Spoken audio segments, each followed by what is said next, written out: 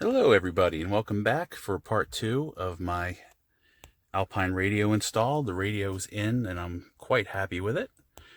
But now it is time to do part 2 of the install, which will be the front facing camera and the backup camera. So if you look here at the wiring instructions, they want you to provide power via the reverse lights. That's what should power the camera according to this, and there's also a line that should be running to the radio that lets the radio know you've shifted in the reverse and to activate the camera. That's all well and good, except I have a forward-facing camera that I do not want to come on when I'm in reverse, and I also want the option of using the backup camera when I'm going forward, in case I want to keep an eye on my trailer and see what's going on behind me. So I'm going to have to customize things a little bit, and I think I have a solution. So the wire they provide you with for the camera has this RCA yellow plug, which usually signifies video. And they were kind enough to build a lead into the wire as well. So if you plug that into the camera and you hook that up to your reverse light, it runs right up to the front of the truck and to the radio, and you can tell the radio that you're in reverse. But I want to run power from the radio to the camera using this lead. And then what I'll do is I'll run an extra lead that goes to the reverse lights that comes up to the radio and signifies that I am in reverse.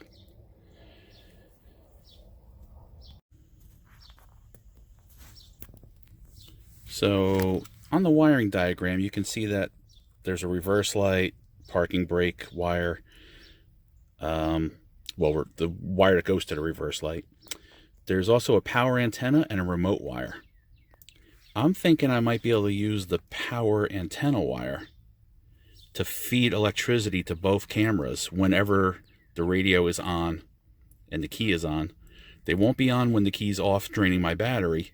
They will be on whenever the car's running.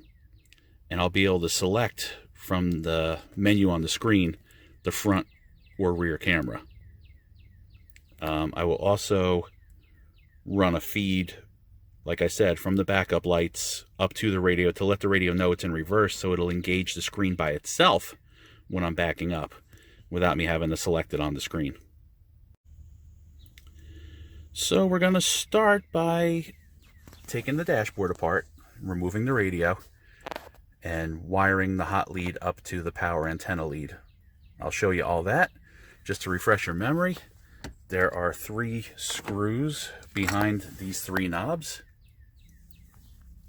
and 2 screws, one behind each heating and air conditioning duct. So I'm going to put you guys down while I take those out, and then we'll remove this panel and unplug the plugs from the back of it and get it out of the way.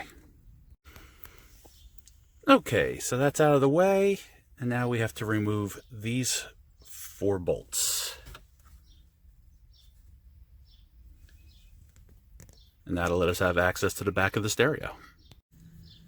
Once again, these are 10 millimeter, and I'm just gonna get these out and put them in the cup holder so I don't lose them.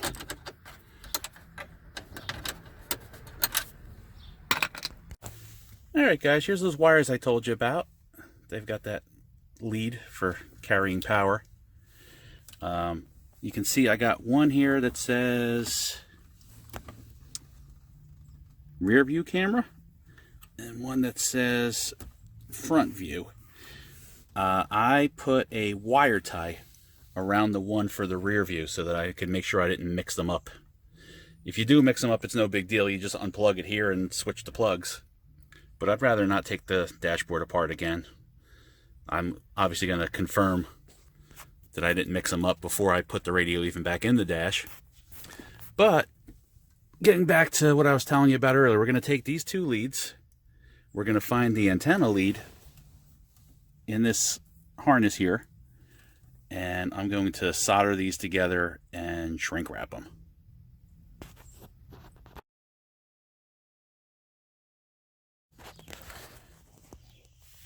So Crutchfield played a mean, nasty trick on me here. The blue wire is supposed to be the antenna. The blue-white wire is supposed to be the remote for if you have an amp. And I've got two blue-white wires. Both of them terminate in no pin. So I'm just going to pick one and use that one. Alright guys, so I found out last time you have to have this panel plugged in for power to get to the radio. I don't know if it runs through the clock, the airbag safety shutoff, but you will not get power unless you have those three plugs plugged in. The other one's unplugged, and the radio's getting power when I turn the key on. And if you watch, no light on the test light. Accessories, I got light. Off, no light. So, this lead appears to be good to go. We're going to put a piece of shrink wrap over it and solder it. I'm going to pull that key out so you don't have to listen to that obnoxious beep anymore. And we're going to splice this together. Okay, I twisted those together and I slid some shrink wrap on. Now I'm going to twist it to the blue wire, head to head, and I'm going to show you a little trick I do for soldering to make things a bit easier. Okay, so I twisted the wires together, and then I cut some solder, and I wrapped solder around the joint. I put an old jacket that I don't care about underneath everything so that the solder doesn't burn holes in my rug or get into my new radio. And now I'm going to fire up the soldering gun and solder this together. So what's great is this could take a while, and that's not great. But what is great is that twisting the wires together and twisting the solder the way I did is going to hold everything together for you, so that you don't need 3 hands and 6 arms to try to do this. She's heating up. She's heating up. I see smoke. I see melting solder. I see solder seeping into the wire. And work my way from one end to the other. Solder's melting. And voila. That is a beautiful soldered joint. And that's not going to come apart or just give up the ghost and stop working like a crimp-on or a solderless connector or the old spin and win twist method. Once I put the shrink wrap over that, it's almost as good as if it were factory wired. So I slipped the shrink wrap over the joint. Just for the record, my favorite method of shrinking shrink wrap is with a heat gun. I can apply a broader stream of heat over the whole piece. I kind of do top, bottom, left, right, and I don't have to worry about melting it or burning it. But I'm pressed for space and outlets. So we're going to be using the old propane torch here. And it just takes a few quick licks. It don't take a whole lot of heat or a lot of time to shrink the shrink wrap.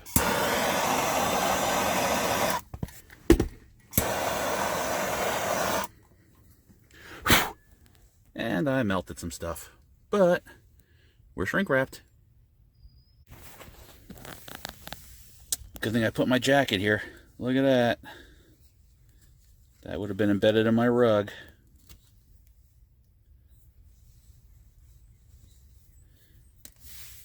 Take it from a guy who learned the hard way, so you don't have to. Okay, I'm going to tuck everything in and button this up. And at least get the screws started in the dash. I'm not going to put it all back together until I've tested it, but I can't very well, in good conscience, leave this hanging out like this. It's driving me crazy having that pressure on the wires. So let me just neaten this up and tuck it in. I just quickly slapped together the front camera, and I didn't run the wire, it's just going out the door. But I put it on the license plate mount just to see if it works. I'm getting a mirror image, which is throwing me off, but it works. So we got some wires to hide here. The 2 leads for the camera. This is the lead that has to go to my reverse light. you can see I already extended and shrink wrapped it. And there's a safety wire here that's supposed to hook to your parking brake. When the parking brake's engaged, it grounds it out and it lets the radio know the car's not moving, so you can do things with your phone. It's a safety feature. I'm going to run these wires under the carpet. I've already taken the screws out of this sill plate here, and there's a rubber grommet with a cable coming out of the floor in this general area. I'm gonna share that rubber grommet to get these wires from inside the truck to outside of the truck. So let's remove this sill plate and peel up the carpet. Okay, so obviously I removed the screws first, like I showed you before. I lifted straight up and wobbled it, and it popped right up. So that's out without breaking it. Now I gotta at least loosen this panel here to get it out of my way. There's a screw right there, and then I should be able to just kind of bend it up out of my way gently without breaking it or creasing it or destroying it. I unbolted the seat. Here's the grommet that I wanted to use originally. It's right here. Now's a good time to get all the spare change and candy wrappers and crap out from under your seat. So I got the wires down behind the carpet, under the Velcro, down in this nook here where they won't get stepped on and worn through. Zip tied them to this cable harness, and then up and into the grommet. Here it is, coming out the bottom. I'm going to put a squirt of silicone in there to seal that up good. And then we'll start running the front camera wire to the front, the rear camera and the reverse light wire to the back. First I'm going to show you a trick, and then I'm going to show you an idea that I had. So the trick that I've been using under here is I run the zip tie through the hole with the latch side still near me. I go around the wire, come back through the hole, and then through the latch for the zip tie, pull it tight, and snip off the slack. I did that with this one. You can see it's looped. It's going around the wire, coming right back the way it came. I work all the slack through so that the latch part of the zip tie is near the sheet metal. And then you just pull the slack through. I'm gonna need two hands for a minute here. Okay. Pull that good and tight. Cut the slack. And you got a nice neat way to strap a wire to sheet metal without it getting bit, cut, ground through, sliced, anything dangerous happening to it. So that's the trick. Now the idea is I put shrink wrap on the video plug, plugged it in and then shrink wrapped it, hit it with the heat gun. I think that's going to give me a watertight seal and keep it from unplugging. I'm also going to probably paint it with paint on electrical tape, and then I'm going to roll up a little bit of this slack here to neaten it up and tape it all together. Maybe put it inside of a protective conduit, kind of like this stuff. So I'm testing out the cameras. There's the rear one. You can see my trailer hooked up. And there's the front one.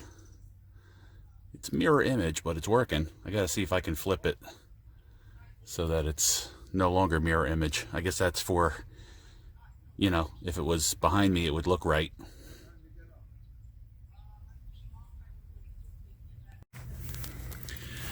I decided to extend the ground wires from the cameras, and there was already a ground in here. I don't know if it's for the alarm or what it's from. Someone else did this with a self-tapping screw, and I think I figured I'd rather have this grounded inside than having it rot off and break off outside. So I extended the wires with this Teflon coated wire. It came through the grommet and put it on top of that other ground. And I took the slack from the camera and rolled it up nice and stuck it under the seat. I'll stick it under the carpet. And I ran the wire, the cords and wires underneath the truck as neatly as I could. Let me climb under there and I'll show you that.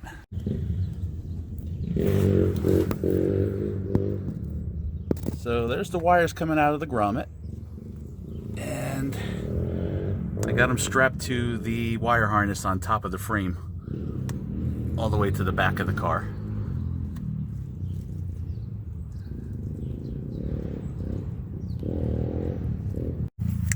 I'm going to leave this apart for now just because I want to get the shop vac out and vacuum all that up. And getting a little rust down here. I think I want to touch that up with some paint or something before I put it back together. It's a 20-year-old truck with no rot, no rust, no significant body damage, scratches, dents. I've taken real good care of it. I plan to keep doing that. Okay, so there's the backup camera. There's the front camera. Gonna put it on the radio. And just out of curiosity, let's see what happens when we put it into reverse. Look at that.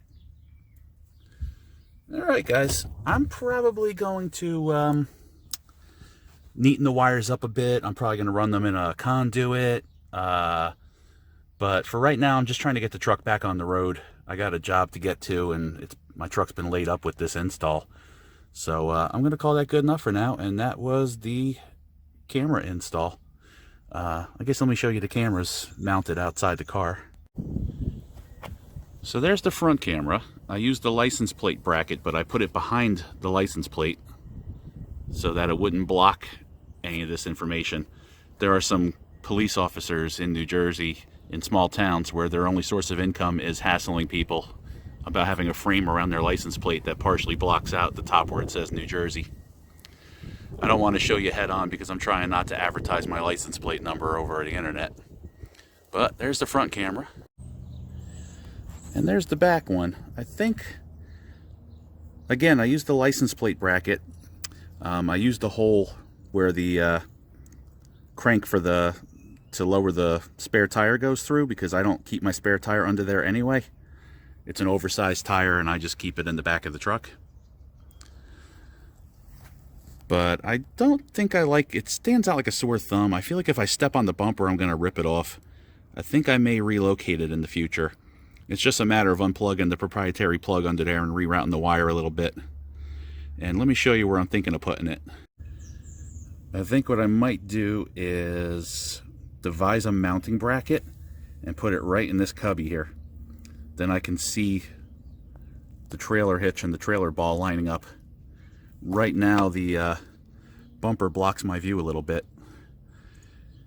And I think it'll be safer in there. Nothing can really get at, nothing goes in here. Even when I use this to drag a car or something like that, I have wrapped the chain through here. But there's the safety chain tie downs down here. I don't have to go through there. I could also put a pintle hook or something in the hitch itself. So at any rate, drop a comment, guys. Tell me what you think. Did I leave anything out? Is there something you'd like me to address? I'm trying to not insult your intelligence and make a boring video that addresses too much and shows you how to wrap something with electrical tape. You know, how to breathe, something stupid like that. But maybe I'm assuming too much. Maybe I'm leaving too much out. Let me know if you think this was comprehensive. Did I show too much? Did I show too little? And I'll certainly read the comments and try and do better in the future. In the meantime, thanks for joining me. Goodbye and God bless.